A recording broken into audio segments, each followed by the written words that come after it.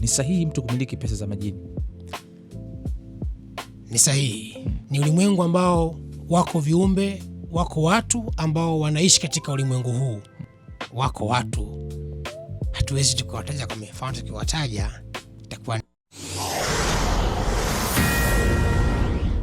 Kila mtu anatafuta pesa. Hata mimi nipo hapa kwenye mic sasa hivi nazungumza ili nipate pesa. Muangalie huko YouTube na vitu vingine nipate pesa. Pesa imekuwa direction ya maisha ya mwanadamu kwa sasa, na hatuwezi kuishi bila pesa. Ukitaka kujijenga kiimani zaidi, basi lazima uwe na pesa pia. Utataka kujenga kanisa, unahitaji pesa. Ukihitaji kujenga msikiti, unahitaji pesa. Chochote kile katika dunia hii kinahitaji pesa. Sasa kwa namna ambavyo kila mtu amekuwa na namna ambavyo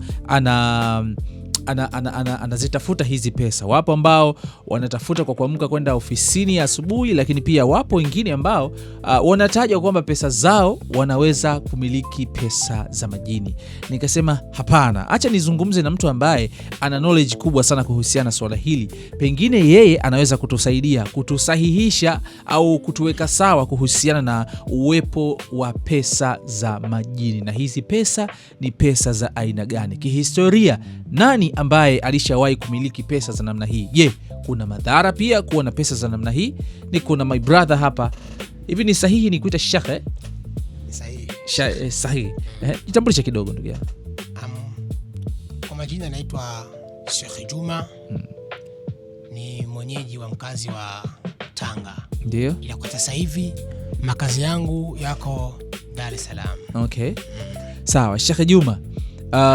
Nimeona, nimekufuatilia kwenye mitandao ya kijamii, nimegundua kwamba unakuwa unatoa elimu mbalimbali kuhusiana na mambo ya tuseme ni mambo ya mwanga na giza. Itakuwa ni sahihi zaidi, si ndio? Kwa sababu huu ulimwengu bwana una pande mbili, pande za giza na pande za mwanga, ila wewe umefanikiwa kuzifahamu pande zote mbili. So far kumekuwa kuna maswali mengi kuhusiana na issue nzima ya pesa za majini. Nataka nifahamu, pesa za majini ni pesa aina gani? Sawa. Alhamdulillahi Rabbil Alamin. Kwanza sina budi kuweza kumshukuru Mwenyezi Mungu kwa siku hii ya leo, kuweza kutukutanisha sehemu hii. Mwenyezi Mungu yeye ndiye muweza juu ya kila kitu, na kutujalia kuwa na pumzi, kuweza kupumua, zote ni kadari zake yeye Mwenyezi Mungu Jalla Jalalu. Na nipo hapa leo kuweza kuzungumzia pesa za majini, ama majini ni jinsi gani yanaweza yakampa mtu pesa ama yakamtajirisha mtu pesa, akampa mtu pesa na yakamtajirisha katika njia ambayo Mwenyezi Mungu anaipenda. Lakini wako wengine ambao wanapata pesa hizi kwa njia ambazo Mwenyezi Mungu zinamkasirisha. Lakini zote hizi tunazungumzia ulimwengu wa majini ambao usioonekana. Ni ulimwengu wa ghaibia, ni ulimwengu wa siri kupitia majini. Okay, hizi ndo pesa za majini. Pesa za majini. Katika maisha yako wewe, ulishawahi hizi pesa za majini kwa mitazamo ya watu wengi wanaziona kama sio pesa sahihi mtu kuwa nazo? Kwa knowledge ambayo uko nayo, ni sahihi mtu kumiliki pesa za majini? Ni sahihi. Kwa mimi elimu yangu naweza nikasema ni sahihi, kwa sababu tukizungumzia ulimwengu wa ghaibia, yani ulimwengu wa siri, ni ulimwengu ambao wako viumbe, wako watu ambao wanaishi katika ulimwengu huu. Kwa maana ya kuishi, wanautumia ulimwengu huu wa ghaibia, ulimwengu huu wa majini. Kwa maana namaanisha majini wanao uwezo wa kuweza kumpa mtu mali, kumpa mtu pesa kwa vigezo ambavyo wao watakavyokuwa wanavihitaji. Sasa ulimwengu huu wa siri ambao wanaoishi na kuutumia, wako baadhi ya watu wanaishi katika ulimwengu huu wa siri na kuutumia, na Mwenyezi Mungu anawajalia kwa kadari yake, wanapata pesa na wanapata mali na wanapata utajiri na wanautumia katika zile njia ambazo Mwenyezi Mungu anazipenda. Lakini wako baadhi yao wanatumia ulimwengu huu wa ghaibia na kupata pesa katika njia ambazo Mwenyezi Mungu hazipendi. Okay. Kwa upande wako wewe, ni kweli kwamba watu wengi ambao wanamiliki pesa nyingi, pesa zao zimetokana na majini kama vile ambavyo imani za watu wengi zilivyo? Ni kweli. Wako watu, hatuwezi tukawataja kwa mifano, tukiwataja itakuwa ni vibaya, sio vizuri. Ni siri. Tukatolea mfano fulani na fulani, tunawaona pesa zao, mali zao wanazopata, wanavyomiliki, lakini kwa njia ambayo Mwenyezi Mungu haipendi. Lako wengine wanapata pesa zao, wanatumia mali zao kwa njia ambayo Mwenyezi Mungu anaipenda. Tukiwatolea mifano, tukataja majina na kwa si vizuri. Labda tutoe tu historia kwa ufupi kwa baadhi ya manabii ama mitume ambao Mwenyezi Mungu aliwaleta kwetu sisi na wakatumia ulimwengu huu wa ghaibia, wasiri, majini, na wakapata mali, wakapata na pesa. Kwa mfano naweza nikarudia tena na leo kumzungumzia Nabii Suleimani. Kija kiimani kwa wenzetu watakuwa wananielewa nikizungumzia Nabii Suleimani. Ni mmoja wa nabii ama mjumbe wa Mwenyezi Mungu ama mtume ambaye ameletwa kwa ajili ya kufuata misingi ya dini ya Mwenyezi Mungu ambaye anaridhia. Ni mmoja wa mtume ambaye alitumia viumbe hawa, alitumia majini hawa na wakampa utajiri na wakampa mali na akatumia yeye na kizazi chake na familia yake. Sasa wako mifano ya watu wengine ambao walitumia majini hawa wakawapa utajiri, lakini yale si majini mazuri ambao ni mabaya. Sababu ukizungumzia Nabii Suleimani alitumia ufalme huu wa majini hawa na kuweza kuwakontrol yeye mwenyewe. Wakampa pesa na wakampa mali na wakawatumia anavyoweza. Lakini aya Mwenyezi Mungu anasema, akakanusha kwa wale watu ambao wanasema Nabii Suleimani alikuwa ni mbaya. Wako baadhi ya watu ambao hawana elimu na ulimwengu huu wanasema nabii wao ama mtume wao Suleimani alikuwa ni mshirikina. Wako wanasema hivyo, alikuwa ni mchawi. Alikuwa ni mchawi mkubwa, alikuwa ni mshirikina sababu alikuwa akiongea na majini. Alikuwa na mali, tajiri, ni miongoni mwa mitume wenye pesa iliyopita, matajiri wakubwa. Sasa Allah akatoa aya kwenye Qur'ani akasahihisha watu kuwaambia Suleimani hakumkufuru Mwenyezi Mungu. Suleimani hakuwa mshirikina, ila Suleimani alikuwa anafuata zile njia ambazo Mwenyezi Mungu alizipenda kwa haki na akapata zile mali na utajiri akautumia. Mwenyezi Mungu alisahihisha maneno haya katika Qur'ani yake, katika aya yake. Majini wanapata wapi hela? Majini wanapata wapi pesa? Majini Mwenyezi Mungu kawaumba, sababu ni viumbe wa ghaibia, viumbe wa siri. Mwenyezi Mungu kawaumba, kawapa ule uwezo wa kufanya wao wanavyotaka katika hii dunia. Jini anao uwezo wa kujimithilisha na kitu chochote katika hii dunia. Kwa watu ambao hawana elimu kidogo na vitu hivi wataweza kunielewa hapa kidogo. Majini wanao uwezo wa kujimithilisha na kitu cha dunia hii.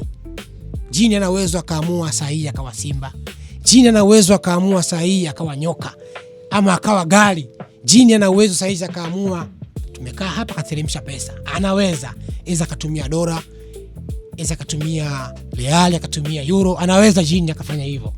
Sababu Mungu kampa uwezo huo wa ghaibia, anaweza akatumia uwezo wake na akamtajirisha mtu na akampa mtu mali. Tofauti ya pesa za majini na hizi pesa za makafara mengine ambazo watu wanazisema ni nini? Utofauti upo mkubwa sana. Upo mkubwa. Ukizungumzia kafara ni kitu ambacho Mwenyezi Mungu pia anakipenda. Pia Mwenyezi Mungu kafara anaipenda sababu kafara imehalalishwa, ni sahihi. Mwingine anaweza akafanya kafara kwa njia ya kusema mimi natoa pesa ikawe ni kafara kwa ajili ya jambo langu fulani. Mwingine anaweza kaamua akafanya kafara akachinja mnyama kwa ajili Mwenyezi Mungu amjalie kwenye udogo pakaongezeke, kwenye kidogo kikaongezeke. Hiyo ni kafara maana yake. Sasa ukizungumzia kafara, ziko kafara zingine zinakuwa sio nzuri, Mwenyezi Mungu zinamkasirisha.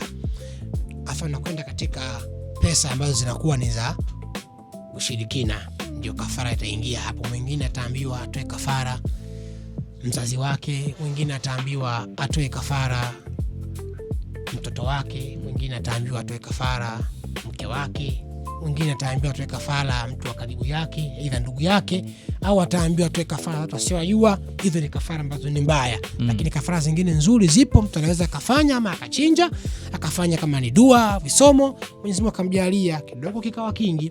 Lakini ukizungumzia pesa za majini Mwenyezi Mungu nikawapa uwezo ghaibi, akawapa uwezo wa siri ambao umefichikana. Wakatumia uwezo wao, wakampa mtu mali na utajiri na akafanikiwa katika maisha yake. Katika maisha yako unaweza ukamsaidia mtu ambaye ameingia kwenye pesa ya makafara ambayo sio sahihi, ambao unayasema hapo. Kuna watu wanatamani kutoka katika ulimwengu huo, kwamba anaishi kwa masharti fulani, anatakiwa fanye hivi ili awe na amani, watoto wake pengine wanakufa au nini, anapitia mikosi kwa sababu ana vitu anatakiwa kuvifanya ili kumaintain utajiri wake, na yeye amechoka sasa kuishi hayo maisha. Unaweza ukamsaidia mtu mwenye changamoto kama hiyo, ambaye anateswa na pesa ambazo alipewa na majini? Naam, inawezekana. Anaweza kusaidika kwa sababu Mwenyezi Mungu anasema, niombeni, niko karibu kujibuni, nitakujibuni. Fa iza salaka an qalibun ujibu da'wati da'i idha da'ani falyastajibu li. Niombeni, nipo karibu kukujibuni mtakavyoniomba. Kwa maana yule aliyepewa pesa kwa kutumia njia za kufanya kafara, aidha kaambiwa kila mwaka utoe ndugu yako wa karibu, ama kila mwaka utoe kafara mtu wa karibu yako, ama utoe kafara mtu aliyekuwa katika damu yako, yule mtu ana uwezo wa kusaidia, kwa sababu huyu mtu amepata hizi mali, amepata huu utajiri. Tufahamu vizuri hapa, huyu mtu amepata hizi mali ama amepata huu utajiri katika misingi ambayo Mwenyezi Mungu haipendi. Wanakatumia ushirikina, fanya kafara za wale mashetani, wale majini wabaya, wakampa utajiri, wakampa zile mali. Sasa unao uwezo ukatumia dua Mwenyezi Mungu kumuomba yeye jalla jalalu, ukamuombea, ukamfanyia yale madua ambayo Mwenyezi Mungu anayaridhia, na yale makafara ambayo Mwenyezi Mungu ameyaridhia, ametuamrisha. Unaweza ukamsaidia huyu mtu na akasaidika na akasalimika, akatokana na kile kitendo ambacho yeye amekiingia na kutumia kuweza kumtajirisha. Okay. Alafu then akatafutiwa namna gani akaweza kufanya zile njia Mwenyezi Mungu ambazo anadhilizia mtu kupata utajiri kutumia majini. Kwa hata wewe unaweza kumsaidia pia mtu anataka pesa kupitia majini. Inawezekana. Sasa mimi nasubiri nini hapa? Sasa inawezekana. Masharti yake sio magumu, kwamba mambo si ukilala ulale na nini. Hapa. Au hazina masharti. Sasa ukizungumzia mambo ya kulala ulale na nini, sasa hayo ni vigezo ambavyo vinakuwa ni vigumu. Ndio unazungumzia kafara zile za majini ambao wanakuwa ni mabaya. Lakini ukizungumzia pesa za majini ambao wanakuwa ni wazuri, kusema ule kweli, vigezo vyake sio vikubwa, ni vidogo tu. Lakini kwenye kufuata kwake ndio wengi huwa wanashindwa hapa, wanachemka. Mfano kama sharti gani? Mfano, kwanza kabla mtu hujampa vigezo vya kutaka kukutana hawa viumbe wakampa utajiri, maana yake hiyo ni jambo la siri. Kwanza ijulikane hapa, hii ni jambo la ghaiba, ya siri iliyofichikana. Ni baina ya wewe ambaye unataka kile kitu na yule ambaye anakufanyia kile kisomo ili kumturudisha yule jini aidha kukupa nini huo utajiri. Hasa hapo kunatakiwa siri baina yao, inatakiwa kupewa na yule ambaye anafanyaje, pokea, nikupa. Jambo la pili, wewe unayefanyiwa ile jambo ili uweze kukutana na huyu kiumbe aweze kukutajirisha. Wanasema mtu yeyote uweze kufanya kitu kabla kuwa na maandalizi, kujiandaa. Kwa mfano, katika miili ya binadamu kuna wengine miili yao inakuwa ina shida. Mtu anatembea katika mwili wake lakini ana shida, lakini hajijui. Mwingine unakuta na vikwazo vile, vizuizi au vitamfanya ashindwe kufikia kile kitu. Kwa mfano, mwingine mwili wake ana uchawi, anatembea nao, iza na majini mabaya, mashetani mabaya. Mwingine anakuta na mambo yale tunasema ya mizimu, ya asili za kwao. Sasa mtu wa namna hii ukisema akae chini afanye namna majini waweze kumhudhuria apate vitu hivi, apate utajiri, inakuwa ni vigumu. Lazima mtu huyu kwanza aweze kuandaliwa, yani kujiandaa, kwa maana mwili wake lazima asafishwe kwanza, mwili wake uwe vizuri, alafu ndo aandaliwe. Okay. Sawa, mtu anakuhitaji, anataka huduma yako, labda kututajia namba ya simu, ingekuwa rahisi zaidi. Sawa. Mimi nadhani namba za simu zitakuwa hapo chini, zitapita, zitaonekana hapo, ziko mbili. Zitaonekana hapo, kuna moja ya Tigo na nyingine ni ya Halotel. Zitapita hapo chini, zitaonekana hapo ya. Sawa, nashukuru sana kwa muda wako ndugu yangu. Shukrani sana.